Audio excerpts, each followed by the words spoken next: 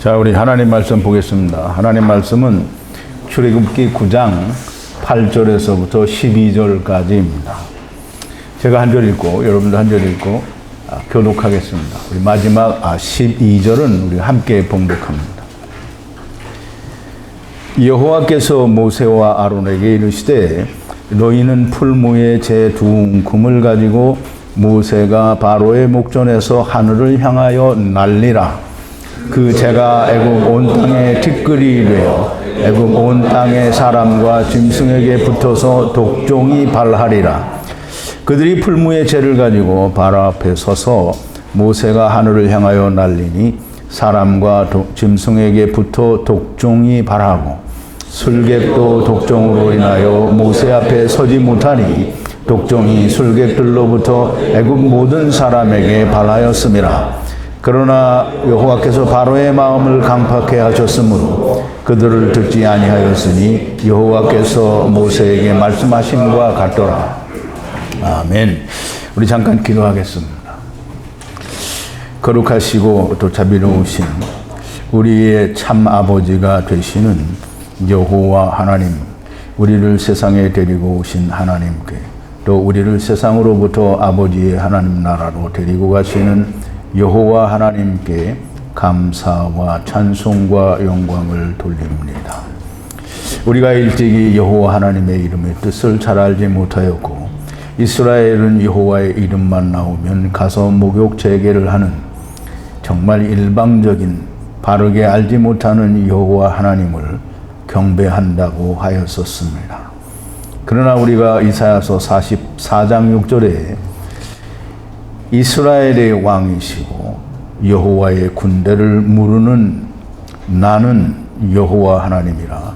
나는 처음이요 마지막이며 나 이외에는 다른 신이 없다라고 말씀하신 이 하나님의 말씀과 예수 그리스도께서 나다나엘에게 하늘이 열리고 하나님의 천사들이 인자 위에 오르락 내리락 하는 것을 내가 보리라고 하신 말씀과 사도 바울을 통하여 기록된 바 첫사람 아담은 생명이 되었다 함과 같이 마지막 아담은 살려주는 영이 되었다고 하신 그 말씀을 인하여 우리가 첫사람 아담 곧 처음 여호와 하나님 안에서 우리가 다 세상에 왔고 마지막 아담 곧 예수 그리스도 안에서 우리가 다 하나님께로 돌아간다고 하는 놀라운 비밀을 알게 되었사오며 하나님께서 저희들에게 일러주시고 가르쳐주시는 창세기를 통하여 또 출애굽기를 통하여 히브리 원어로 기록하신 뜻을 우리가 살필 때에 우리가 무지막지하게 생각했던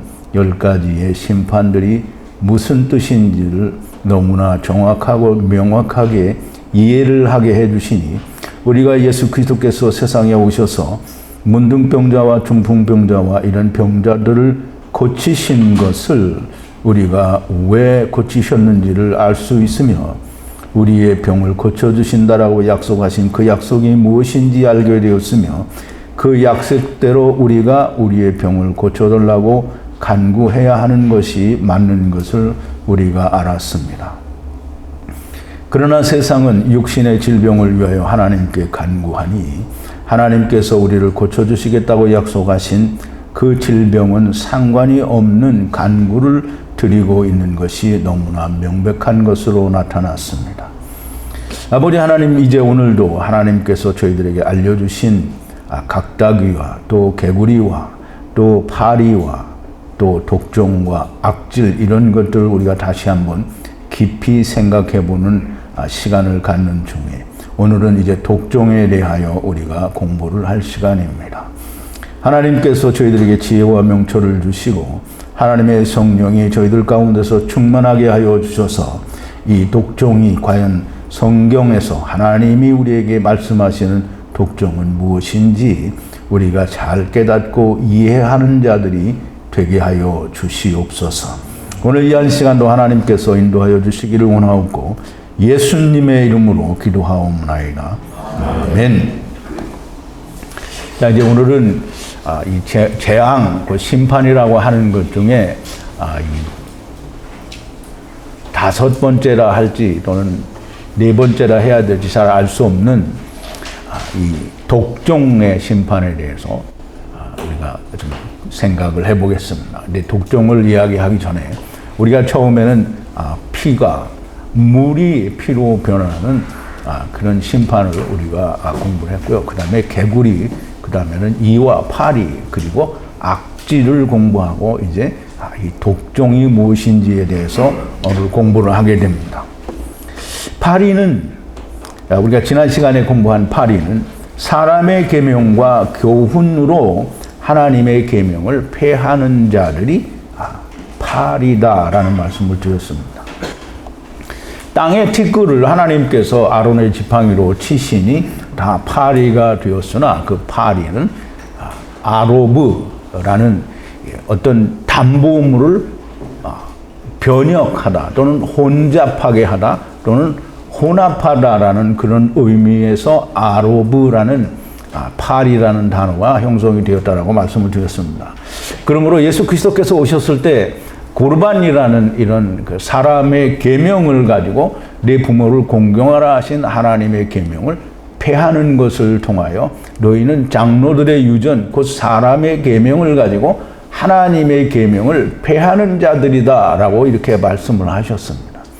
그러므로 너무나 명확하게 이 6월절 어린 양이 오시기 전에 분명히 하나님께서 6월절 어린 양으로 심판을 하시기 전에 너희의 모습이 이렇다라고 하는 것을 보여주신 것이 10가지 심판이라고 하는 것이고요.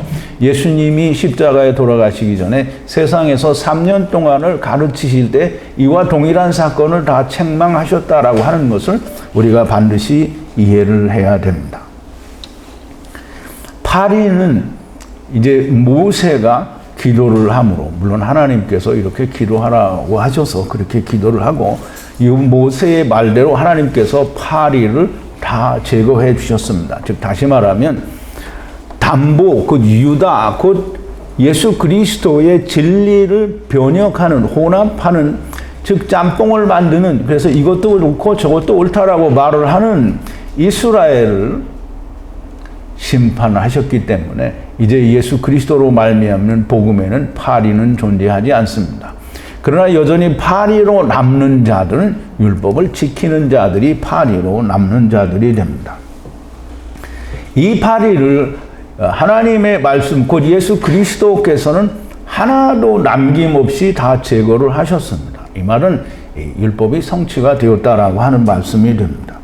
그래서 하나도 없이 다 남김없이 제거가 되었는데 여전히 믿지 않는 자들은 존재한다라고 하는 것이 아직도 이스라엘에는 사람의 계명과 교훈으로 사람들을 가르치니 나를 헛되이 경배하는도다라고 하는 마태복음 15장 9절에 있는 주님의 말씀처럼 이스라엘은 그럴 뿐만 아니라 예수 그리스도가 오시고 또 가신 후에도 여전히 이스라엘이 광야에서 단 한 번도 하나님이 받으시는 예물을 드린 적이 없는 것처럼 오늘날도 예수님이 오시기 전까지 하나님께 합당한 예배를 드리는 자가 결코 별로 없다라고 하는 사실을 우리가 성경을 통해서 알 수가 있는 겁니다.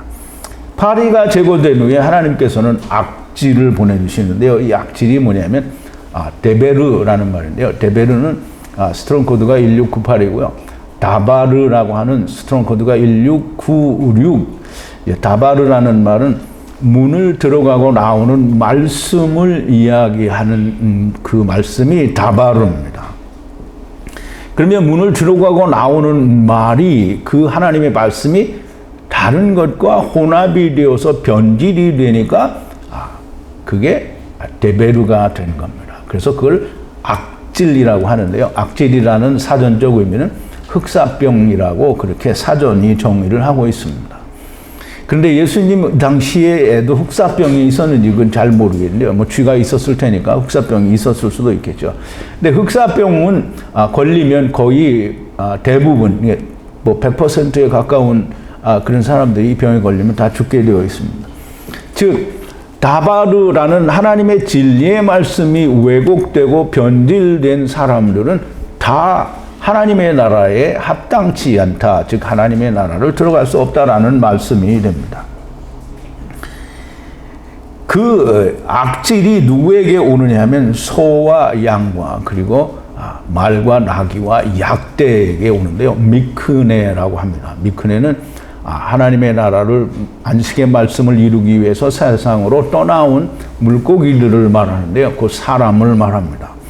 그래서 이 악질들이 사람 위에 짐승 위에 나타난다라고 하는 건데요. 이 악질이라는 말은 하나님의 말씀이 왜곡되어서 사람들이 다 변질된 걸 말하고요. 변질이 되면 병으로 나타나는 건데요. 그 병으로 나타난 자들은 다 이 파리가 들어와서 악질로 변한, 즉 이 흑사병, 곧 죽을 수밖에 없는 병에 걸린 자들이라는 말입니다. 소와 양은 다 되새김도 하고 굽도 갈라진 정한 짐승이 됩니다. 그래서 소와 양은 이스라엘을 말하고요. 이 말과 나귀와 약대는 되새김을 반드시 합니다. 그런데 굽이 갈라지지 않은 통굽이니까 나누지 못하는 자이고 나눌 게 줄 게 없는 자들을 말합니다. 그래서 부정한 짐승이고요. 이 자기의 것을 다 가졌어요. 그게 뭐냐면 이스라엘이나 이방인이나 자기의 것을 다 가졌는데 그게 뭐냐면 선악을 알게 하는 나무입니다. 그러면 이스라엘이나 이방인이나 다 똑같이 선악을 알게 하는 나무를 먹고 세상에 온 자들입니다. 그러면 선악을 알게 하는 나무에는 아담이 하와가 주는, 즉 아내가 주는 선악을 알게 하는 나무를 먹었으니 아담에게는 생명이 있습니다. 그래서 아담이 그걸 먹은 상태에서는 생명나무가 선악을 알게 하는 나무에 들어있는 겁니다. 그래서 창세기 2장 9절에 선악을 알게 하는 나무와 생명나무도 있더라라고 이야기를 하는데 그 나무는 하나 단수로 쓰여져 있고요. 생명나무는 보이지가 않습니다. 그 생명나무는 어떤 자에게만 보이느냐 하면 선악을 알게 하는 나무를 포기하고 버린 자에게만 보이게 되어 있습니다. 그래서 생명나무는 내가 먹는 게 아니고 하나님이 주셔야 먹는 겁니다. 근데 하나님은 어떤 자에게 주시냐면 솔로몬의 고백처럼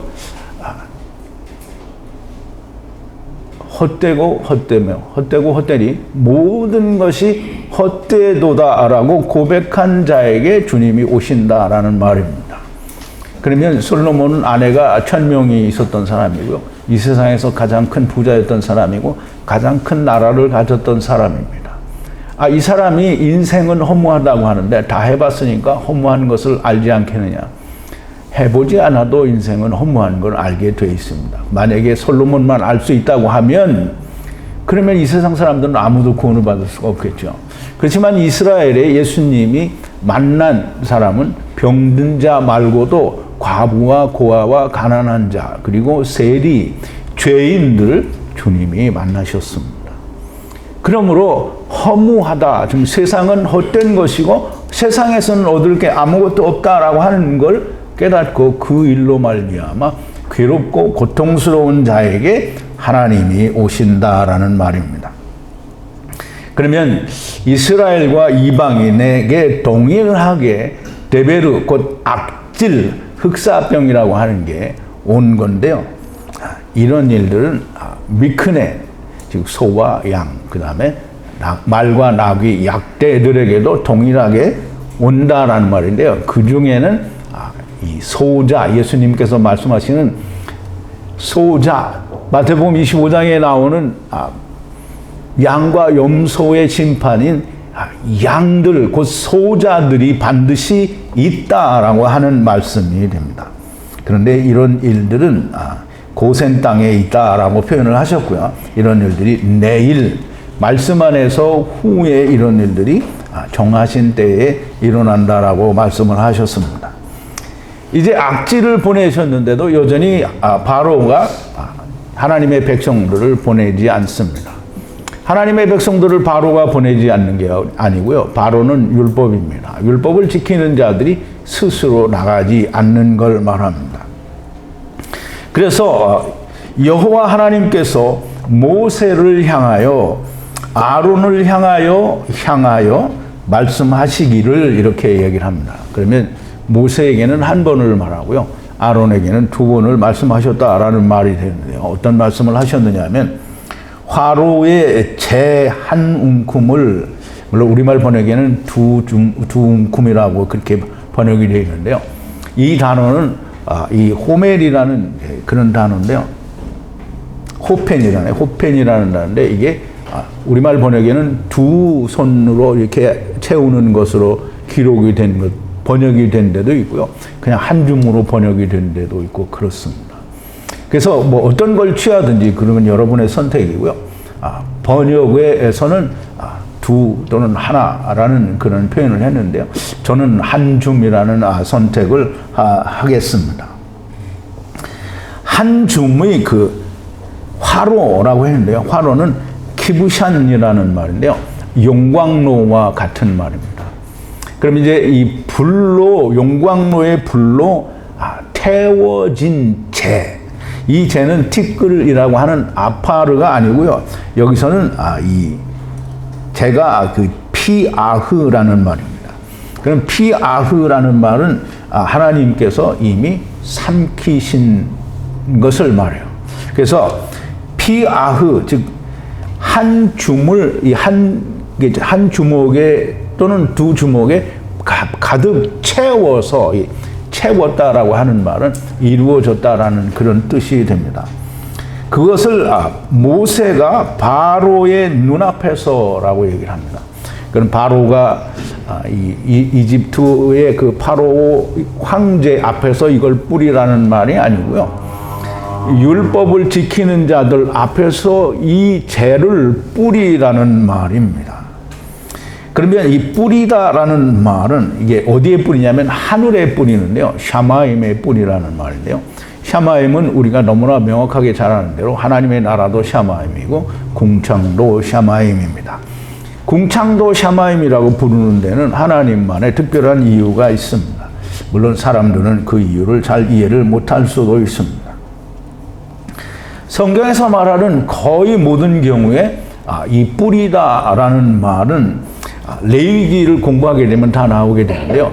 레위기에서 여기저기 뿌리는데 대개는 뿌리는 게 제단의 단 주위에 약간 뿌리게 됩니다.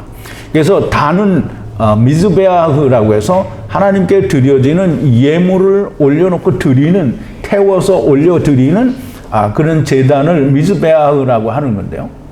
그러면 하나님께 이 짐승을 하나님께서 바르시는 짐승을 잡아서 태워서 하나님께 드리는 거기에 뿌리는 거예요. 그러면 샤마임에 뿌린다라는 말은 이 단에 뿌린다라는 말과 같고요. 단은 하나님께서 받으신 것을 말해요. 하나님의 제사를 드리는데 이스라엘처럼 받지 않는 제사도 있지만 하나님께서는 다 바르게 예물을 드리게 되면 하나님께서 다 받으십니다. 그래서 이 미즈베아흐, 즉 단 주위에 뿌리는 것처럼 샤마임에 뿌리라는 겁니다. 그럼 샤마임에 뿌리라는 말은 이 세상에 뿌린다라는 말과 같습니다. 소하르 집, 말씀으로 감옥이 된 이 땅 위에 하나님이 이 재를 뿌리라는 거예요. 이 재가 뭐냐라고 하는 걸 우리가 좀 알아야 됩니다. 재는 하나님께 드려지고 남은 그것이 재입니다. 그것이 피아흐고요. 그 재를 하나님께 드려졌으니까 하나님이 용납하신 받으신 자들의 찌꺼기 재가 된 겁니다. 그러므로 이루어진 말씀이요 다 성취된 말씀을 이 샤마임에 뿌리라는 말씀이 됩니다. 그러므로 이게 뿌리게 되면 그 이해를 해야 되는데요. 우리가 재를 뿌려서 재가 무슨 독이 있어서 그 재를 맞은 사람은 전부 피부병이 나가지고 이게 그 욕창이 났다고 하는 것처럼 우리가 사람이 병원에서 오랫동안 누워있으면 등에 욕창이 난 것처럼 그렇게 욕창이 났다라는 말로 이해를 하면 그러면 성경을 버리는 겁니다. 하나님의 말씀이 이루어진 그 흔적을 뿌렸어요. 그 뿌렸더니 하나님의 말씀이 이루어지지 않은 자에게 너희는 이렇게 잘못되었다라고 나타나는 게 독종이 되는 겁니다. 자, 이제 하나님이 모세를 향하여는 한 번 향하여 말씀하시고요. 그 다음에 아론을 향해서는 두 번을 향하여 말씀하십니다. 모세 오경에 보면 하나님이 한 번에 다 기록을 하셨기 때문에 모세에게는 한 번을 말씀하셔도 되고요. 예수님은 2번 오셔야 됩니다. 그래서 이 오병이어의 기적을 유대인들에게 베풀 때에도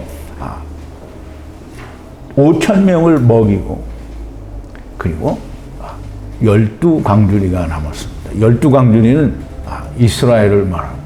거기에는 12광주리의 떡과 또 2마리의 물고기가 다 각 광주리에 남아있다라는 건데요. 그러면 12광주리는 이스라엘의 12지파를 말하고요. 이스라엘의 12지파는 물고기가 2번 왔다 갈 때까지 모른다라는 겁니다. 그러므로 우리는 이 죄로 말미암아 세상이 변화가 돼야 되는데 아론을 통해서는 2번 6월절 어린 양과 그리고 마지막 아담 곧 예수 그리스도로 말미암아 초림과 재림에 의해서 2번 말씀이 되어진다라고 하는 말씀입니다. 화로 즉 키부샤는 하나님의 불이고요. 하나님의 불에 태워진 이것이 죄인데요. 그게 피아흐라고 말씀을 드렸고요. 하나님의 불에 태워진 죄는 이미 하나님께 들려진 자들이고요. 그것을 한 줌을 채워서 취하여 바로의 눈앞에서 하늘의 샤마임의 뿔이라. 이 말은 하나님의 집의 뿔이라는 말이고요. 하나님의 집이라고 하는 말은 우리 창세기 34장 30절에 보면 분명히 그 하나님의 집이 소하루 집이라고 하는 말씀이 나옵니다. 야곱이 시몬과 레위에게 이르되 이 땅 사람 곧 가나안 족속과 브리스 족속이 내게 냄새를 내었으므로 내가 사람을 모아 내가 내 집을 멸하였도다. 이렇게 물론 우리말 번역에는 이렇게 안 돼 있습니다. 그런데 히브리 원어 성경에는 이렇게 되어 있습니다. 가나안 족속과 브리스 족속이 내게 냄새를 피웠다라고 얘기를 합니다. 우리가 출애굽기를 하면서 이스라엘 사람들이 율법을 지키는 사람들이 하나님의 말씀에서 냄새가 난다라고 말을 하는데 그건 거꾸로 말을 하는 거죠. 본질적으로는 하나님께 이 하나님의 말씀을 왜곡한 자들에게서 냄새가 나는 겁니다. 그래서 디나로 말미암아 디나를 간음한 세겜과 하몰에 대해서 이 가나안 족속과 브리스 족속이 내게 냄새를 나게 했다라고 말씀을 합니다. 야곱이 말씀하는 겁니다. 그래서 내가 사람들을 모아서 야곱을 치러 오겠다라는 말이 아니고요.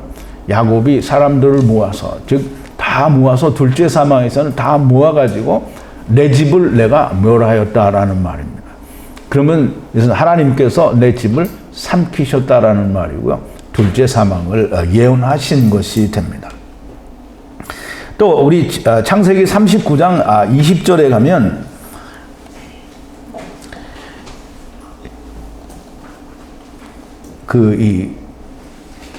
애굽에 팔려갔을 때 술 맡은 관원장과 떡 맡은 관원장을 만나는 감옥에 가 있게 되는데요. 이에 요셉의 주인이 그를 잡아 즉 보디발 장군이 자기 아내의 말을 믿고 요셉을 잡아 옥에 넣으니라고 할 때 그 옥은 소하르 바이트라고 되어 있습니다. 그래서 둥근 집에 넣으니 그 옥은 왕의 죄수를 가두는 곳이었더라. 요셉이 둥근 옥에 갇혔다라고 하는 소하루 집에 갇혔다라고 하는데요. 소하루 집은 야곱이 내 집이라고 말한 이 세상을 말합니다. 그러므로 세상은 반드시 반구처럼 땅은 평평하고요. 위는 이렇게 둥글게 되어 있습니다. 그래서 소하루 집인 겁니다. 우리가 생각하는 둥그런 공처럼 생긴 지구가 아닙니다. 자, 이제 이렇게 죄를 샤마임의 지금 둥근 집에 소하루 집에 이 하나님의 집, 즉 이 아람 나하라임에 뿌리고 나니까 그 뿌린 죄로 말미암아 애굽의 모든 땅 위에 먼지로 하야하고 하야하리라 이렇게 되어 있는데요. 이게 참 히브리어를 꼭 해야 됩니다. 먼지로 먼지가 되었다 이렇게 하면 무슨 말인지 몰라요.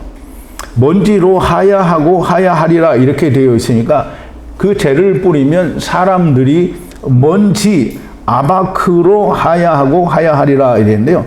이 먼지가 사람들 위에 내려서 베헤마, 즉 말을 하지 못하는 가축들과 사람들 위에 독종으로 하야하고 하야한다라고 얘기를 하고 있습니다. 이게 독종이라는 게 뭐냐면, 독종은 스톤 코드가 7822고요. 쉐힌이라는 말인데요. 쉐힌은 독종이라고 이렇게 말을 하고요. 조금 더 설명을 하면은 이 피부에 살 가죽에 이 피부가 올라온 것 말합니다. 그래서 어떤 딱지가 있거나 어떤 그 물집이 생기거나 버짐이 생기거나, 즉 살이 올라온 상태를 종기라고 하고 쉐힌이라고 하는 겁니다. 그런데 종기라는 말은 우리말 번역으로 계속 종기라고 번역이 돼서 우리가 보면 몸에 무슨 고름이 생겨서 종기가 이렇게 난 것처럼 보이는데, 성경에서 말하는 종기는 그런 종기가 아닙니다. 살갗이 튀어 올라온 문둥병의 일종의 이제 말하자면 증거라고 우리가 볼 수가 있습니다.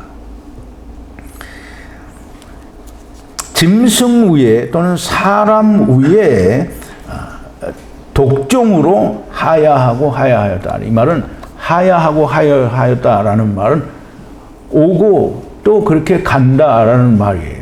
그래서 우리가 하야 아세르 하야, 여호와 하나님의 이름을 바르게 이해하는 것은 다른 성경을 이해하는 데 큰 도움을 줍니다. 하나님을 그냥 여호와라고만 이해를 하고 나는 스스로 있는 자니라 라고만 이해를 하면 하나님이 성경을 다 거의 버린 것과 마찬가지입니다. 그러면 하야하고 하야하였다라는 말은 사람이 왔다는 말이요, 짐승이 왔다는 말이요, 창세기 2장에 의하면 돕는 백필이 세상에 왔다라는 말인데요. 그러면 독종으로 이게 하야하고 하야한다라는 말은, 이 악질이라는 말은 이 데베르잖아요. 이게 데베르가 본래 세상에 온 모든 존재들은 다 누구의 자식으로 왔어요? 마귀의 자식으로 왔죠. 마귀의 자식으로 왔으니까 다 뭐예요? 다 뱀이죠. 그러니까 이스라엘을 향해서 하나님, 예수님이 뱀들아, 독사의 새끼들아 얘기하는 거예요. 예수님 자기가 데리고 왔잖아요. 자기가 데리고 가야 되는데 뱀 새끼들아 오자마자 넘겨준 거예요. 그러니까 마귀는 다 내게 넘겨준 거라고 하는데도 아무 말씀도 안 하시는 거예요. 그게 다 마귀 새끼라고요. 그러니까 예수님이 이스라엘을 향해서 너희는 다 마귀 새끼라고 얘기를 하시는 거잖아요. 그러면서 책망을 하실 때 얘기하잖아요. 화 있을진저 바리새인들과 서기관들이여 너희는 다 뱀 새끼라는 거예요. 그러면 데베르, 악질이라는 말은 본래 아닌데 병이 걸려서 악질이 아니고요. 본래 태어나기를 이 악질로 태어난 거예요. 그러니까 자기가 원하는 걸 하는 게, 선악을 악이하는 나무를 행하는 게 자기가 원하는 걸 하는 거예요. 자, 이제 이 애굽 땅의 모두에게 독종으로 하야하게 되는데요. 독종이라는 말을 독종이 나타나는 말을 뭐라고 했냐면 아바부와 물집이라고 하는데요. 이걸 다른 말로는 뭐 농포라고 이렇게 말을 하는데요. 물집입니다. 물집이 나올이라는 이게 땅에 씨를 심으면 씨가 솟아오르는 것처럼 이게 똑같이 솟아오르는 겁니다. 그래서 파라흐라고 하는데요. 파라흐는 창세기 1장에 보면 이 싹이 나는, 뭐가 자라나는 이런 뜻으로 씁니다. 그래서 파라흐는 피부의 살갗에 싹이 튀어나오는 것처럼 뭔가가 튀어나온 걸 말하는 거예요. 물집이 튀어나오고 또 하얗게 버짐같이 나타나는 것을 이게 독종, 쉐힌이라고 이렇게 말을 하는 겁니다. 그래서 그 먼지로 말미암아, 이 먼지는 피아흐가 아니고요. 피아흐로 이게 떨어지니까 먼지가 다 독종으로 화하는데, 이 먼지는 아바크라는 말로요, 하나님께서 말씀으로 분리된 것을 삼키셔야 되는, 이루셔야 되는 그런 먼지들을 말합니다. 그러면 이 독종이라는 말을 제가 설명하는 것으로만 이해를 하시지 말고 성경에서 뭐라고 말하는지는 좀 알아야 됩니다. 레위기 13장 20절에 보면 4번인데요. 그는 진찰하여, 그가 누구냐면 제사장을 말하고요. 그는 진찰하여 피부보다 얕고, 보통 피부보다 얕고, 또 그 털이 희면 부정하다 할 것이 진찰할지니 이는 종기는 쇠흰입니다. 쇠흰으로 된 문둥병의 환초임이니라 라고 얘기를 합니다. 그러면 종기라고 하는 말은, 쇠흰이라고 하는 말은 문둥병의 증거가 됩니다. 독종은 조금 전에 말씀을 드린 대로 살가죽이 올라온 건데요. 물집이 생기거나 딱지가 앉거나 보짐이 하얗게 핀 것을 말하는데요. 레위기 13장 2절에 보면 5번인데요. 사람의 피부에 무엇이 돋거나 딱지가 앉거나 색점이 생겨서 그 피부에 문둥병같이 되거든 곧 제사장 아론에게나 그 자손 중 한 제사장에게로 데리고 갈 것이요 라고 얘기를 합니다. 그러면 피부가 살갗이 무엇이든지 돋거나 또는 딱지가 앉거나 또는 색점이 생겨서 그 피부가 문둥병같이 되거든 그러면 제사장에게 데려가라고 하는 겁니다. 그러면 독종이라고 하는 말은 문둥병의 증거인데요. 문둥병의 증거는 살갗이 이 피부 가죽에 뭔가가 튀어 올라오는 걸 말합니다. 이제 이 말은 굉장히 중요한 말씀을 담고 있는데요. 문둥병, 우리가 이제 문둥병이라는 문둥병을 좀 잘 이해를 해야 됩니다. 우리는 이제 문둥병이다 이렇게 하면 여러분들 다 누구를 생각합니까? 예? 이제 우리는 문둥병 하면은 다 소록도를 생각합니다. 문둥병자는 다 소록도에 가 있는 게, 그러니까 이스라엘의 문둥병자들이 그렇게 구분이 되어 있으니까 우리 소록도의 사람들을 거기다 모아놓은 것처럼 이스라엘도 문둥병자를 따로 이렇게 했나 보다라고 생각을 합니다. 근데 문둥병이라고 하는 거를 여러분들이 좀 생각을 바꿔야 됩니다. 문둥병이라고 하는 거는 내가 하얗다라고 하는 거가 문둥병이에요. 그러면 내가 나를 하얗다고 하지 않고 하나님이 나를 하얗다고 하면 그것도 문둥병이에요. 근데 그건 완전한 문둥병이 됩니다. 다시 말하면 다 하얗게 되었다라는 뜻이에요. 근데 하얗지 않은데 내가 하얗다고 하면 문둥병자가 되는데요. 하나님이 나를 하얗게 해주면 나는 하얀 의인인데 그거를 후의 문둥병이라고 얘기를 해요. 후는 누구라 했어요? 예수 그리스도라고 얘기를 했죠. 그래서 우리가 좀 살펴봐야 됩니다. 문둥병이라는 말은 히브리어로 짜라아트라고 하는데요. 파자를 하면, 물론 스트롱 코드는 필요가 없고요. 파자를 하면 90은 이 짜딕이라고 해서 성령을 의미하고요. 성령의 말씀이 들어있는, 즉 그래서 90. 그러니까 성령으로 뭔가를 이루는 걸 말하고요. 그 다음에 레시가 있는데요. 레시는 200이 됩니다. 그럼 레시는 머리, 태초라는 그런 뜻인데요.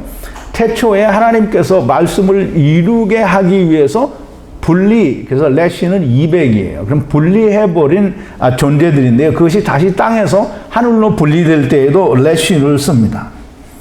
그래서 땅으로 분리되어 안식의 말씀으로, 그럼 이 70인데요.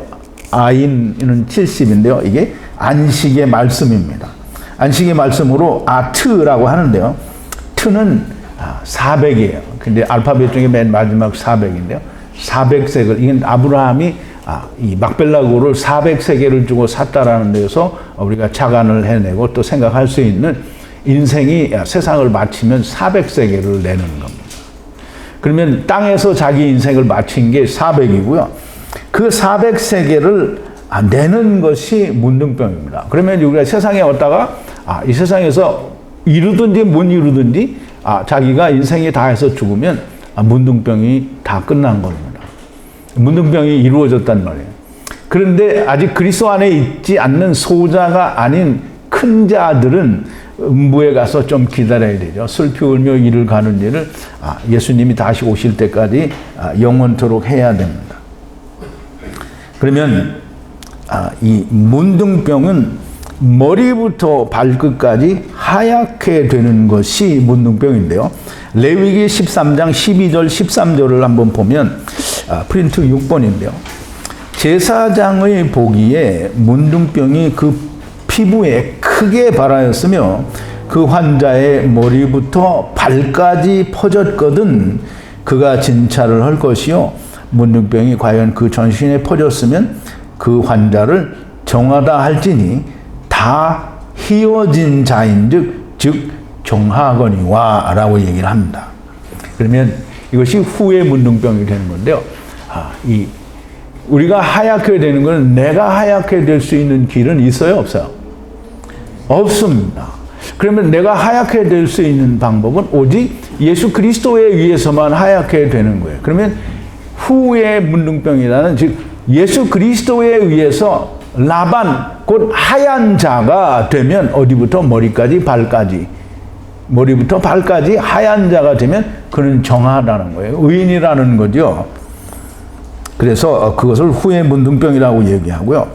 그냥 문둥병은 살가죽이 즉 피부가 살은 밧사르인데요. 밧사르가 부분적으로 튀어나오거나 하얗게 되는 거를 그냥 문둥병자라고 하는 겁니다. 그래서 이 살이 살았다라는 말을 우리말 번역으로는 난육이라고 했는데요. 난육이 아니고요. 밧사르는 이 육체를 말하고요. 이 고기 덩어리를 말하는 거예요. 밧사르. 이 육체가 그래서 우리 밧사르라는 말 굉장히 중요한데 하나님이 창세기 9장에 보면 너희는 이 짐승과 모든 거를 뭐라 그랬어요? 고기를 먹으라고 하면서 이 짐승을 너희 손에 붙이노라 이렇게 했거든요. 그럼 이제 우리가 생각할 때는 하나님 참 더럽게 잔인하다. 왜 고기를 처먹을 짐승을 잡아먹으라고 하냐. 그런데 하나님이 단서를 다루는 게 있죠. 고기는 먹는데 피는 땅에 쏟으라. 그러면 이제 고기는 뭐예요? 이 껍데기는 고기는 흙이잖아요. 흙으로 만드는 거예요. 그러니까 고기를 먹어도 상관이 없어요. 근데 피는 먹지 말라는 거잖아요. 피는 하나님 찾아가야 되는 거예요. 반드시 피는 찾아가야 돼요. 피는 뭐라 그러냐면 레위기 17장 11절에 보면 피가 생명이라고 했어요. 그러므로 피가 죄를 속한다라고 말씀을 하셨어요. 그러므로 생명을 먹으면 안 되고 피는 또 기름도 절대 먹으면 안 됩니다. 쏟아내야 되고 땅에 버리라고 되어 있습니다. 땅에 버리면 하나님이 삼키실 때 다 가져가시는 거예요. 그래서 이 독종으로 하야하고 하야한다라는 말은 사람들이 다 문둥병자로 세상에 태어나게 된다라고 하는 말입니다. 그러면 모든 사람들이 그럼 여러분들은 나는 문둥병자가 아니었네요. 이게 자기가 원하는 하나님을 찾는 사람들이면 100% 문둥병자고요. 100% 흑사병자고요. 100% 개구리고요. 100% 각닭이고 100% 파리가 되는 겁니다. 그러면 자기가 원하는 하나님을 찾으면 예수님을 만날 수 있어요? 없어요? 없어요. 자기가 원하는 하나님을 찾는 사람은 창세기 4장 26절에 분명히 에노스라 이름을 했고 에노스는 연약한 자잖아요. 그러면 자기가 원하는 하나님을 찾았다는 말 우리말 번역으로는 뭐라고 했냐면 그때 비로소 여호와의 이름을 불렀더라라고 했는데 여러분 잘 생각해 보세요. 이 창세기 4장에서 무슨 여호와 하나님이 전능의 하나님으로는 나타났으나 여호와의 이름으로는 나타나지 않았다고 출애굽기에서 이야기를 하는데 어떻게 창세기 4장에서 사람들이 여호와의 이름을 불렀다라고 하느냐고요. 불렀어요. 부르기는. 그런데 어떻게 불렀냐면 더럽게 부르기 시작했다는 게 할랄이라는 말입니다. 그래서 더럽게 부르기 시작했다라는 말은 여호와를 자기가 아는 하나님으로 부르기 시작했다는 거예요. 그러니까 세상의 모든 하나님은 사람들이 부르는 하나님은 다 더러운 이름으로 부르는 거예요. 그러니까 내가 원하는 하나님, 내가 원하는 거예요. 세상 지식이 바탕이 되어서 하나님을 믿는 이게 다 이게 더럽게 부르는 거예요. 그럼 이제 세상 지식이 옳으냐, 성경이 옳으냐? 그러면 하나님의 말씀이 기록이 되어 있는데 이 세상은 이렇게 말을 하니까 그럼 세상이 옳으면 하나님의 말씀이 어떻게 되게 틀린 거잖아요. 그럼 창세기 1장 14절 18절에 보면 하나님이 해와 달과 별을 궁창에 두셨다고 했는데 궁창이라고 했지 샤마임에 두었다라고 안 했거든요. 그런데 이놈은 별과 해와 달들이 다 어디에 가 있냐면 태양계라는 것으로 해서 대기권 밖에 나가 있어요. 그래서 우리가 어제 공부를 했지만 이 하나님이 만드신 세상은 물이고요. 물에 빛이 있으라 해서 파란 물이 됐고요. 그리고 물 가운데 궁창을 두고 그 궁창을 하늘이라고 했어요. 그러면 하나님이 성령과 물로 이렇게 가려놓고 거기에 이 궁창을 만드셔서 거기에 모든 걸 만들어놨는데 그걸 뚫고 나가면 뭐가 있어요? 하나님의 나라가 있는데 거기를 우주라고 말하는 게 이게 성경과는 맞지 않는 얘기를 옳다고 믿는 게 세상 지식이잖아요. 세상 지식은 그게 맞으니까 그럼 하나님이 우주를 창조하셨다. 우주는요 궁창 안에 있는 별과 해와 달 이게 다 그게 우주입니다. 그걸 보고 우주라고 하고 태양계라고 하는 거예요. 우리가 좀 잘 생각해야 되는 게 1500년 동안 세상은 천동설을 믿었는데 500년 전에 갈릴레이 이딴 것들이 나와서 지동설을 말을 하니까 500년 만에 싹 바뀐 거잖아요. 그럼 1500년까지 서기 주후 1500년까지 이 세상이 창조된 이후로 5500년 동안 그걸 믿어왔는데 500년 전에 바꾸니까 그게 사실이라고 나사가 말하니까 여러분 어제 지도를 봤잖아요. 유엔이 쓰는 지도는 그 나뭇잎 사이에 이렇게 껴있는 지도는 평평한 지구예요. 그런데 유엔도 알고 있는데 예수 믿는다고 하는 하나님의 말씀을 믿는다고 하는 인간들이 그 땅이 평평하다는 걸 못 믿는다는 거예요. 그러면 못 믿으면 할 수 없는 거지. 자, 이제 하야하고 하야한다라는 말은 사람이 하야하고 하야하는 거지 무슨 병이 하야하고 하야한다라는 말이 아니고요. 사람이 뭘로 하야하느냐면 문둥병자로 하야하고 문둥병자로 하야되는 것을 말하는 거예요. 그러면 사람과 짐승에게 동일하게 독종 즉 문둥병으로 하야하고 하야한다라는 말이에요. 그러면 화로의 재, 불에 탄 말씀 즉 진리의 말씀이 지금 이스라엘 백성 자기가 원하는 하나님을 찾는 자들을 그거를 덮어버리니까 자기들은 문둥병자로 나타나는 거예요. 그게 하나님의 심판인 겁니다. 말씀의 심판인 거예요. 사실 아까도 조금 전에도 말씀을 드렸지만 이스라엘은 심각한 문둥병자들이었습니다. 우리 누가복음 17장 17절과 19절 사이에 보면 7번인데요. 예수께서 대답하여 가라사대 10사람이 다 깨끗함을 받지 아니하였느냐 그 9은 어디 있느냐 이방인 외에는 하나님께 영광을 돌리러 온 자가 없느냐 하시고 그에게 이르시되 일어나 가라 네 믿음이 너를 구원하였느니라 하시더라 그랬어요. 이게 문둥병자가 10명이 있었는데요. 이 9명은 유대인들이고요. 한 사람은 사마리아 문둥병자였습니다. 그러니까 예수님이 너희들 다 가서 제사장에게 보이라. 이렇게 가는 중에 다 나왔어요. 그런데 유대인들도 이 사마리아 사람도 똑같이 와서 주님 앞에 이게 내가 이렇게 고침을 받게 해주셔서 감사하다. 또는 영광을 하나님께 돌려야 되잖아요. 이게 병을 고쳤으니까 그냥 갔어요. 그래서 사마리아 사람은 왔어요. 그래서 예수님을 만났잖아요. 그럼 표적을 통해서 예수님을 만나는 게 누가 만나냐면 이방인이 만났어요. 근데 이스라엘은 표적을 통해서 고침을 받았는데 주님을 만나지 못한 거예요. 이게 이스라엘입니다. 이게 오늘을 사는 현대 기독교인들인 거예요. 예수님을 믿는다고 하는데 사실상 문둥병이 고침을 못 받는 거죠. 죄를 벗어야 문둥병이 고쳐진 겁니다.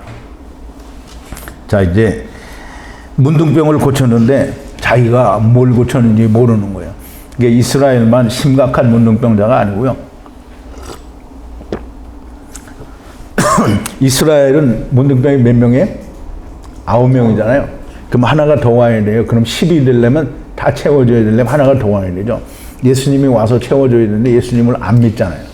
그러니까 이게 지금 이삭이 낳기 바로 직전에 있는 거예요. 이삭이 낳지를 못하는 거죠. 하나님의 아들이 나오지가 않아요. 그래서 굽니다. 근데 오늘을 사는 현대 기독교인들이 다 예수 믿는다고 하면서 똑같이 율법을 지키고 있으니까 다 이 사람의 계명으로 교훈을 삼아 하나님을 경배하는 거, 이거 다 고르반이고요. 이게 다 그러니까 우리가 하나님의 말씀을 믿는데, 세상 교회는 하나님의 말씀을 어떤 형식으로 믿어요? 신학적으로 믿어요. 그 신학은 하나님이 연구한 학문이 신학이에요? 아니면 사람이 연구한 학문이 신학이에요? 그러면 사람이 연구했으니까 뭐가 들어갔어요? 사람의 생각이 들어갔죠. 그러니까 사람의 생각으로, 계명으로 교훈을 삼아 하나님을 경배한다는 거예요. 그러니까 여기 있는 이춘우를 경배한다는 게 아니고 하나님을 경배한다는 말이에요. 그러니까 헛된 경배를 한다는 말이 너무 딱 맞는 말이죠. 자, 이제 화로의 제를 에트제라고 하는데요. 에트라는 말은 굉장히 중요합니다. 이게 이 번역이나 이런 데서는 에트를 거의 100% 번역을 하지 않는데요.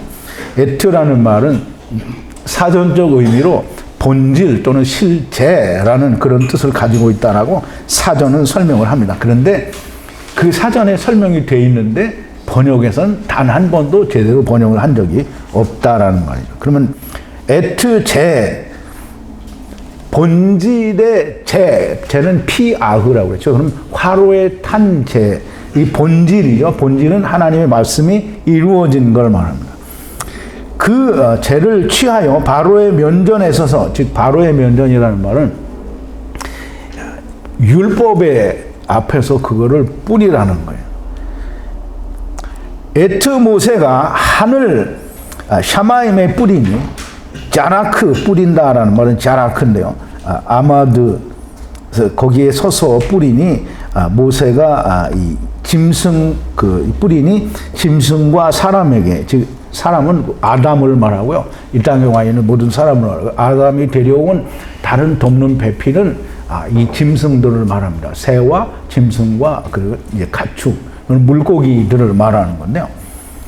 이게 대표적인 이 네피시 하이들, 즉 물고기, 새, 짐승, 그리고 사람, 이건 다 똑같이 돕는 배필입니다. 돕는 배필은 그들이 아담을 돕는 게 아니라 아담이 그들을 도와야 되는 그런 배필이 됩니다.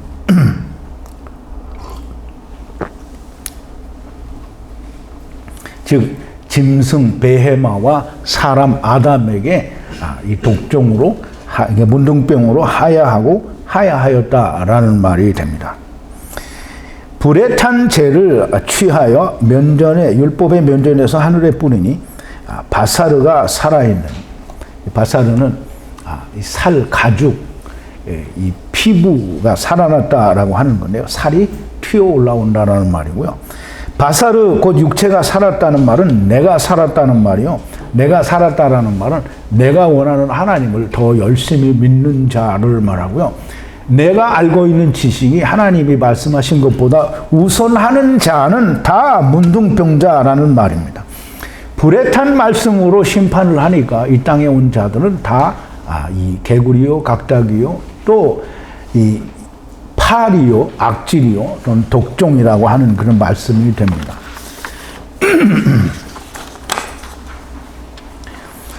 자, 이제 술객들이 모세의 면전에 서서 자기들도 그렇게 할 수 있으면 좋겠는데, 술객들이 문둥병자예요. 그러니까 자기들이 문둥병자니까 자기가 어떻게 해요? 자기를 내놓을 수밖에 없는 거잖아요. 그러니까 자기들이 서서 뭘 할 수가 없어요. 그러니까 지팡이가 뱀이 될 때에는 아론의 지팡이가 뱀으로 왔어요. 육신이 똑같이 왔단 말이에요. 그러면 이스라엘의 지팡이를, 애굽의 지팡이를 어떻게 했어요? 아론의 지팡이가 삼켜버렸죠. 이게 지팡이는 없어진 거예요. 그러면 이 술객들도 자기들이 그렇게 하고 싶었으나 할 수가 없는 자기들도 문둥병자로 하였기 때문에 자기들도 동일한 것을 보여줄래요? 보여줄 수가 없었습니다.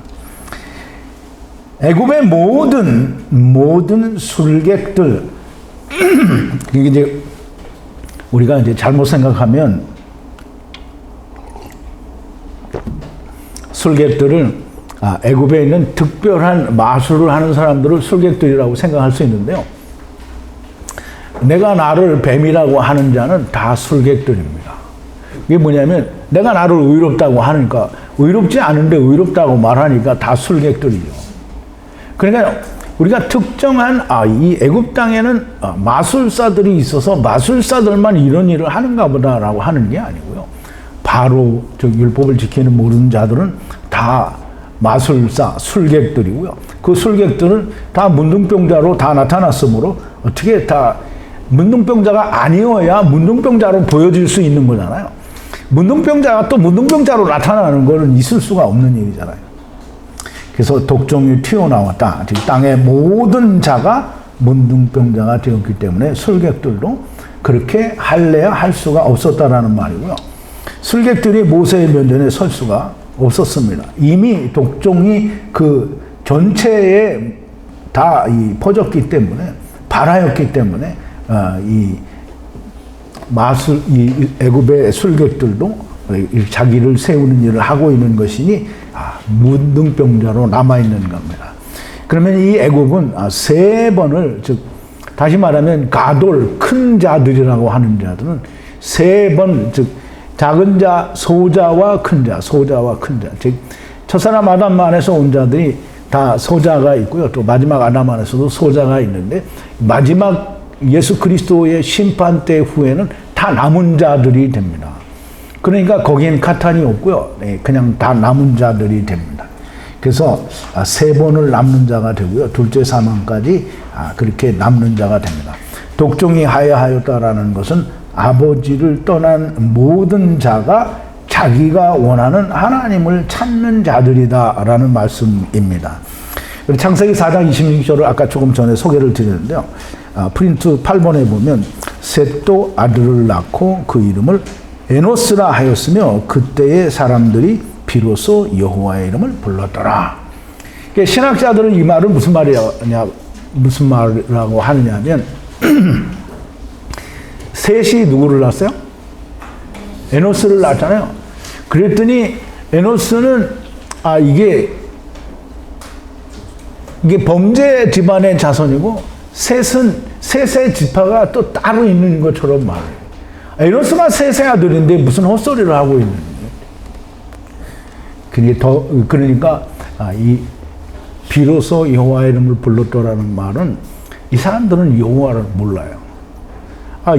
여호와의 이름으로는 알리지도 않았는데 이스라엘이 애굽에 가 있을 때까지 모르는데, 그리고 알려주었어도 여호와의 이름이 하야 아세르 하야라고 알려주었는데도 모르는데 창세기 4장에서 그때서야 비로소 여호와의 이름을 불렀더라는 말은 그건 말도 안 되는 해석이고요. 더럽게 부르기 시작했다라는 말이에요. 그 말은 자기가 원하는 하나님을 부르기 시작했다라는 말이 됩니다. 여호와께서 바로의 율법 지키는 자들의 마음을 강팍해 하시니, 하나님이 원래는 강팍하지 않은데 강팍하게 만들었다라고 사람들은 그렇게 이해를 하죠. 근데 바로의 마음은 항상 강팍해요. 율법은 항상 강팍하고 율법은 항상 자기가 원하는 것을 옳다라고 하는 거예요. 그러니까 여러분들 잘 생각해 보세요. 세상에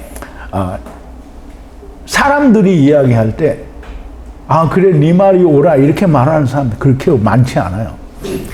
뭐 술자석이든지 무슨 토론자석이든지 무슨 좌담회든지 무슨 이 상담을 하는 데든지 가면 모든 경우에 다 내 생각에는 나는 이렇게, 자기가 빠지는 데가 없어요.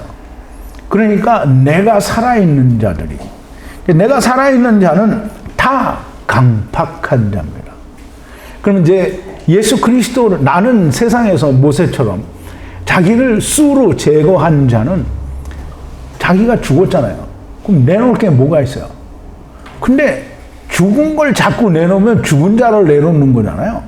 그러니까 안 죽었다는 거예요. 죽은 자는 자기를 내놓지 않아요. 그러니까 내가 옳다고 하는 얘기를 할 수가 없는 거예요. 그런데 사람들은, 예수 믿는 사람들이 뭐예요? 교회 다니는 사람들이 100% 모이면 내가 만난 하나님은 이렇고 내가 아는 하나님은 이렇고 나에게 오신 하나님은 이렇다.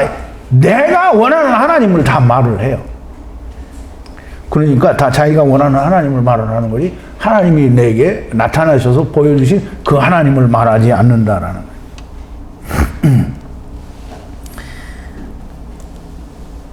이스라엘의 문둥병은 고쳐지지가 않습니다. 바로의 마음을 강팍하게 했다라는 말은 율법을 가진 자들의 마음을 강팍하게 했다고 하니까 이스라엘은 율법을 가진 자들은 문둥병이 고쳐지지가 않습니다. 열문둥이 가운데 사마리아 사람만 듣게 되는 것처럼 이스라엘은 피의 심판에도 개구리 이 팔이 문둥이로 나타나는 모든 자들은 율법에 의해서 그렇게 나타나는 자고요. 율법의 메인 자들이 됩니다. 궁창 아래의 물을 아론의 지팡이로 치고 땅에 아파로를 치면 이렇게 지금 이 개구리와 이 팔이 데베르 그 다음에 쉔으로 이렇게 이 심판이 된다라는 말입니다. 심판의 강도를 우리가 생각할 때는 이 좀 더 강한 재앙, 좀 더 사람이 견디기 어려운 재앙으로 이게 점점 강도를 높여간다 이렇게 생각할 수 있는데요. 결코 그렇지가 않습니다. 10번을 다 이제 물론 10번째는 6월절 어린 양의 죽음이고 예수 그리스도의 죽음이니까 10번째는 마지막 심판이죠. 심판은 물론 이제 이 심판은 모두가 다 강도를 더해가는 강한 심판이 아니라 너희는 이렇다라고 하는 10번의 모습을 그러나 하나님이 너희가 다 이렇지만은 내가 너희를 구원한다는 게 6월절 어린 양이고요. 그게 예수 그리스도의 십자가입니다. 이것이 애굽에 있는 이스라엘의 모습이고요. 가나안 땅에서의 이스라엘의 모습이고요. 또 예수 그리스도가 오셔서 모든 걸 이루시고 난 뒤에 오늘날 교회 즉 광야 40년을 동일하게 실천하고 있는 이 땅에서의 모든 교회의 모습이 됩니다. 그러므로 너희는 세상을 버려야 한다, 떠나야 한다. 이 말을 누가 하는 거냐면 예수님이 오셔서 하는 거죠. 그럼 모세와 아론도 이 말을 지금 계속 하는 겁니다. 너는 세상을 버려야 한다, 떠나야 한다라는 거예요. 근데 너는 세상을 버려야 한다, 떠나야 한다라는 말은 그 밑에 깔고 있는 말이 뭐냐면 너희는 이 세상에는 나그네다라는 말이에요. 그러니까 우리가 나그네라는 말을 잘 이해를 못하는데 그냥 고향을 떠나서 타향에 잠시 왔다 가는 걸 나그네라고 생각하는데 성경에서 말하는 나그네는 하나님의 나라를 떠나서 세상에 왔다가 다시 하나님의 나라로 돌아가는 그 와중에 세상에 와 있는 상태를 순례자의 길 혹은 나그네라고 말을 하는 겁니다. 그래서 레위기 25장 23절에 보면 9번인데요. 하나님이 이스라엘에게 땅을 분배를 해주시면서 얘기를 합니다. 너희는 토지를 영영히 팔지 말 것은 토지는 다 내 것이니라. 너희는 나그네요 우고하는 자로서 나와 함께 있느니라 그랬어요. 그럼 너희는 나그네라 우고하는 자라는 말은 이스라엘이 애굽 땅에서 온 나그네가 아니고요. 이스라엘은 하나님의 나라에서 애굽 땅에 온 나그네고요. 하나님의 나라에서 가나안 땅에 온 나그네고요. 하나님의 나라에서 물질 세계에 온 나그네입니다.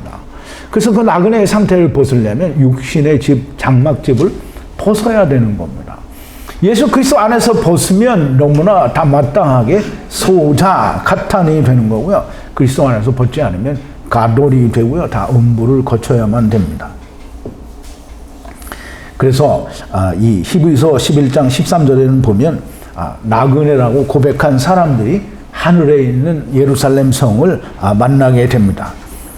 10번인데요. 프린트 10번입니다. 이 사람들은 다 믿음을 따라 죽었으며 약속을 받지 못하였으되 그것들을 멀리서 보고 환영하며 또 땅에서는 나그네라고 외국인이라고 증거하였으니 그럼 이제 지금 가나안 땅 즉 세상에서는 우리가 외국인이고 나그네라고 증거했다는 거예요. 누가? 믿음으로 이제 이 하나님을 만난 사람들이. 근데 그게 누구냐면 아브라함과 이삭과 야곱과 또 아벨과 이런 사람들은 다 믿음으로 그 하나님의 나라를 보았다라는 거예요.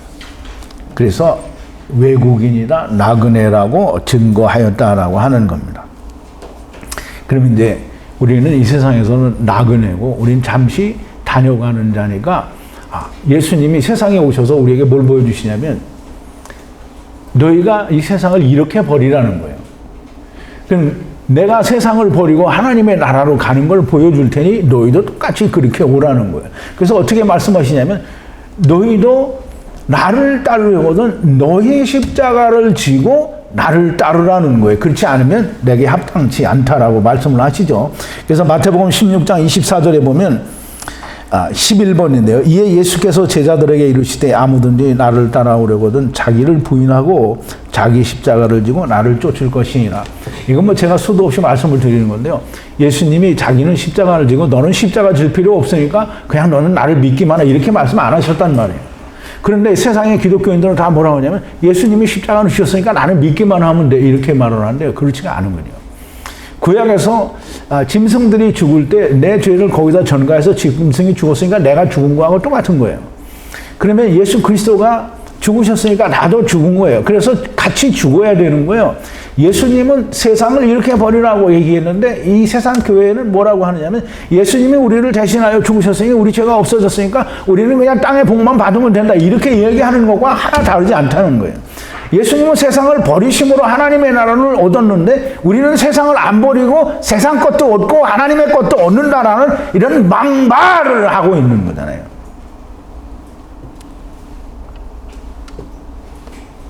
자, 이제 우리가 좀 잘 생각을 해야 됩니다.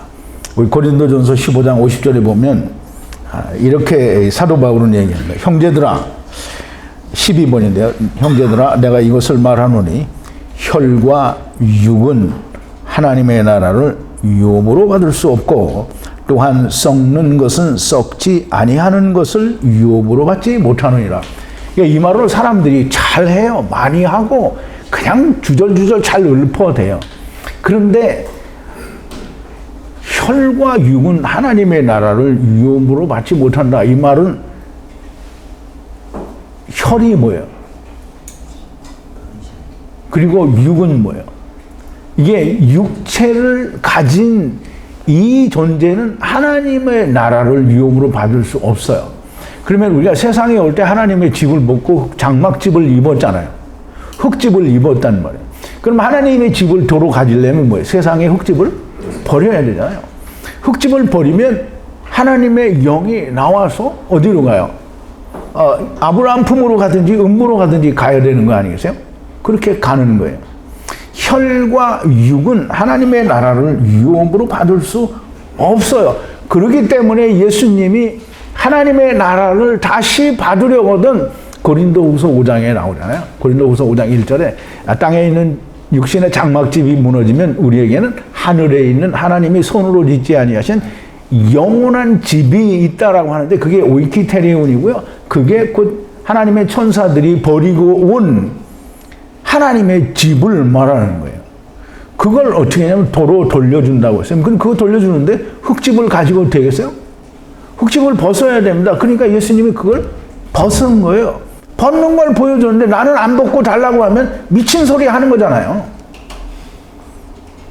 그래서 이제 우리가 꼭 알아야 될 게 예수님이 요한복음 3장 이 3절부터 5절에 보면 니고데모에게 이렇게 말을 합니다.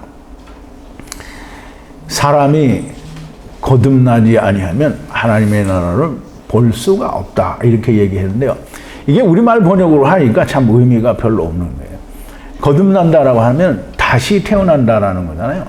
그러니까 다시 태어난다라고 하는 이 말은 다시라는 의미는 전혀 없어요. 다시라는 의미는 없고 이게 무슨 말이냐면 위에서 나지 않으면, 그러니까 위에서 나지 않으면 하나님의 나라를 볼 수 없다. 이게 내가 눈으로 보는 게 아니고요. 에이도라는 말을 쓰는데요. 이 에이도라는 말은 야다라는 말과 같은 의미를 가져서 보고 하나가 되고 체험해서 하나가 되고 모든 것이 하나가 되는 걸 말해요. 그러면 내가 눈으로 볼 수 없다라는 말이고요. 하나님의 나라가 내 것이 될 수 없다라는 말이에요. 어떻게 하지 않으면 위에서 태어나지 않으면, 그러면 위에서 태어나야 된다는데, 사실은 여러분들은 이 위에서 태어나야 된다는 말이 너무나 명확하게 이해가 될 겁니다. 근데 세상 교회는 위에서 태어난다는 얘기를 하면 믿지 않죠. 왜? 우리는 선대설을 말하면 무조건 이단이 되니까 위에서 태어났다라는 말을 할 수가 없어요. 그런데 분명히 헬라어에서는 스트롱 코드가 5099고요. 분명히 위에서 태어났다라고 얘기를 해요. 그래서 위에서 태어나지 않으면 하나님의 나라를 야다할 수 없다라는 거예요. 그러면 위에서 태어난다라는 말은 우리가 위에서 태어나려면 어떻게 해야 돼요? 우리가 이제 이브리인이라는 걸 배웠잖아요. 이브리는 요단강을 건너서 땅에 토지를 경작하기 위해서 온 이 사람들이 이브리인이고요. 그 이브리라는 단어는 에베르라는 단어에서 여기가 되는데, 에베르는 강을 건너오다라는 뜻이에요. 그럼 강을 건너왔다는 말은 우리가 처음에 요단강을 건너왔다는 얘기인데요. 요단강 건너왔다는 얘기는 야곱이 내가 막대기 하나로 요단강을 건넜는데 내가 2때나 이루었다라는 말을 하게 되는 걸 우리가 공부를 했습니다. 요단강을 건넜다라는 말은 이스라엘 땅에 있는 요단강을 건넜다는 게 아니고, 우리가 죽으면 요단강 건너간다고 하죠. 그 요단강을 말하는데요. 그 요단강은 뭐냐면 궁창 위의 물입니다. 궁창 위의 물 위에는 뭐가 있냐면 성령이 있죠. 그래서 예수님이 뭐라고 하시냐면, 너희가 위에서 나지 않으면 아버지 하나님의 나라를 볼 수가 없고, 또 물과 성령을 또 나지 않으면, 물과 성령으로 거듭 태어난다라고 하는 의미로 우리가 이해할 수 있기도 하지만, 그러나 정작 주님의 말씀은 뭐냐면, 물과 성령을 건너서 세상에 온 것을, 즉 위에서 태어난 것을 알지 못하면 하나님의 나라를 결단코 볼 수가 없다라고 하는 겁니다. 그럼 이제 여러분들은 그런 문제가 싹 해결이 되죠. 여러분들은 다 강을 건너왔잖아요. 누구랑 같이 건너왔어요? 첫사람 아담하고 같이 건너갔단 말이에요. 이게 나는 건너온 적이 없어. 없지. 네가 안 건너오고 같이 건너왔으니까, 주님하고. 그 갈 때는 누구랑 같이 가야 돼요? 주님하고 같이 가야 되는 거잖아요. 그런데 주님만 가고 나는 믿으니까 나 좀 갈게요, 이렇게 말을 하면 그게 되냐고요. 주님은 너희는 아래에서 났고 나는 위에서 났다라고 얘기를 하는데요. 요한복음 8장 23절에 보면 14번 마지막인데요. 예수께서 가라사대 너희는 아래에서 났고 나는 위에서 났으며 너희는 이 세상에 속하였고 나는 이 세상에 속하지 아니하였느니라. 그러니까 이 사람들은 다 땅에서 난 줄 알고 있잖아요. 그런데 정작 니고데모에게 주님이 말씀하실 때 뭐라고 하냐면, 위에서 난 걸 알아야 그게 하나님 나라를 A도 눈으로 본다는 게 아니고 A도 할 수 있다라는 거예요. 그러면 예수님이 이 사두개인들이 물어볼 때 하나님의 나라는 어느 때에 임하느냐 그랬더니 예수님이 얘기하시죠. 하나님의 나라는 여기 있다 저기 있다 할 수도 없고 볼 수 있게 임하는 것이 아니라 하나님의 나라는 어디에 있다? 너희 안에 있다라는 말인데, 우리의 속에 있다라는 말은 네가 하나님의 나라가 될 거야 라는 말을 하는 거잖아요. 그런데 이걸 다 사람들은 개무시를 하고 자기들이 생각하는 대로 생각을 하는 겁니다. 자, 이제 말씀을 좀 정리를 합니다. 독종 쇠흰이라고 하는 건 문둥병의 초기 증상으로 살 가죽, 피부가 부풀어 오르는 것을 말합니다. 피부가 부풀어 오른다라는 말은 난육이라고 하고요. 바사르, 내가 살아있는 걸 말합니다. 그래서 독종으로 하야하고 하야한다는 것은 문둥병자로 하야하고 하야하였다라는 말이 됩니다. 화로의 불, 곧 하나님의 불로 태워진 죄를 하늘 소하루집 둥근 집에 뿌리면 율법을 지키는 자들이 독종 문둥병자로 하야하고 하야한다라는 말입니다. 진리의 말씀에 의하면 너희는 다 문둥병자라는 말이 되고요. 율법의 매인자들이요, 개구리요, 이요, 파리요, 악질이요, 독종이라는 말씀입니다. 당연히 물리적인 종기가 나고 피부가 상하는 질병이 오게 된다라는 뜻이 전혀 없는 것은 아니어서, 그러나 이 질병의 본질적인 뜻은 문둥병이라는 말이고요. 이 육체의 문둥병보다는 사실상 하나님의 말씀의 문둥병자가 더 중차대한 문제가 되는 거죠. 중요한 것은 머리부터 발까지 하얗게 덮인 자는 후에 문둥병이 된다라는 말입니다. 아까 레위기 13장 12절 13절을 우리가 읽어봤는데요. 제사장의 보기에 문둥병이 그 피부에 크게 발하였으되 그 환자의 머리부터 발까지 퍼졌거든 그가 진찰할 것이요 문둥병이 과연 그 전신에 퍼졌으면 그 환자를 정하다 할지니 다 희어진 자인즉 정하다라고 말씀을 하셨습니다. 그러면 문둥병은 내가 나를 하얗다고 하는 건 문둥병이고요. 예수 그리스도에 의해서 시물라를 입은 하얀 옷을 입은 자는 다 후에 문둥병자가 된다라는 말씀이 됩니다. 독종 이게 참 쉽지 않은 내용이었는데 여러분들이 듣고 잘 이해가 되셨으면 너무 좋겠습니다. 우리가 이 출애굽기를 통해서 피의 심판, 또 개구리 심판, 이의 심판, 바리 심판, 악질 심판 이렇게 다 공부를 해왔는데 여러분 이제 앞으로 또 5개가 더 남았습니다. 이제 앞으로 남은 것들도 하나님께서 충분하게 다 설명을 해 주시리라고 믿고요. 물론 하나님이 특별히 설명해 주시는 게 아니고요. 이 성경에 있습니다. 히브리어로 되어 있어요. 근데 번역 성경만을 가지고 우리가 얘기를 하니까 그 뜻을 알 수가 없는 게 됩니다. 그래서 이 말씀이 여러분들에게 예수 그리스도가 오셔서 3년 동안 이스라엘을 책망하신 말씀들의 내용이 잘 이해가 되어지는 그런 초석이 되기를 바랍니다. 우리 기도하시겠습니다. 거룩하신 여호와 아버지 하나님, 감사와 찬송과 영광을 돌립니다. 오늘도 하나님께서 일찍이 모세를 통하여 기록하신 하나님의 참 말씀 안에서 우리가 이 하나님의 뜻을 분별하고 깨달아 가니 참 진리의 말씀이 저희들에게 들리고 보여지고 우리의 속에 기록되어지게 됩니다. 하나님 은혜를 감사합니다. 하나님께서 우리에게 알려주신 이 말씀들이 다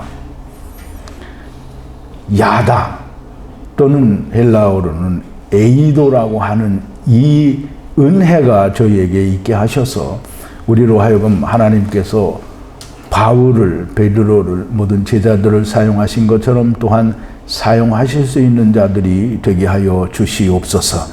예수님의 이름으로 기도하옵나이다. 아멘.